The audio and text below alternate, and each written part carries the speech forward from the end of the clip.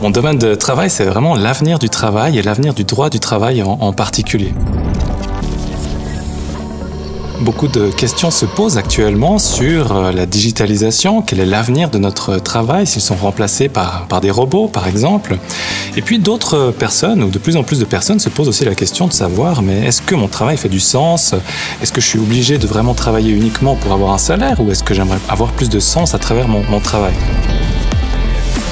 Mon intérêt pour le droit du travail est né en travaillant sur des affaires spécifiques dans l'industrie textile. Et là, je me suis rendu compte à quel point les travailleurs avaient vraiment des conditions de travail déplorables, et la réponse du droit du travail, c'était simplement de leur dire oui, vous allez avoir des conditions minimales de salaire, des conditions minimales en matière de conditions de travail. Et puis je me suis dit, ça peut pas être la solution à long terme. Il doit y avoir quelque chose de plus à promouvoir.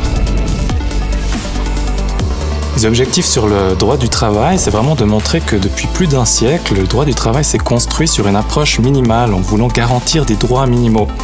Et ce que j'aimerais faire, c'est vraiment montrer qu'on peut avoir une approche plus positive en accordant plus de droits, mais cela implique aussi une revalorisation du travail au sein du droit du travail.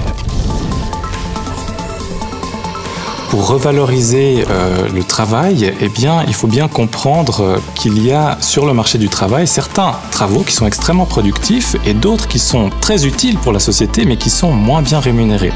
Alors c'est déjà un débat qu'il faut avoir sur la valeur du travail à cet égard. L'exemple que l'on peut prendre, c'est le même travail d'un avocat, par exemple, ou d'une avocate qui travaillerait pour défendre une communauté au Pérou, qui n'a pas beaucoup d'argent, qui est contaminée par la pollution d'une rivière. Et puis, le même travail d'un avocat ou d'une avocate qui va défendre l'entreprise qui pollue cette rivière. Dans un cas, les salaires vont peut-être différencier de 1 à 10. Donc on a un problème de valorisation ici du travail et la manière dont elle est reflétée par la rémunération.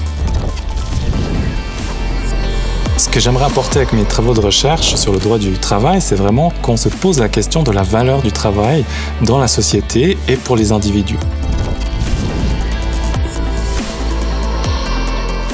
À l'avenir, dans une logique qui dépasse celle de la productivité, et on peut se poser ces questions.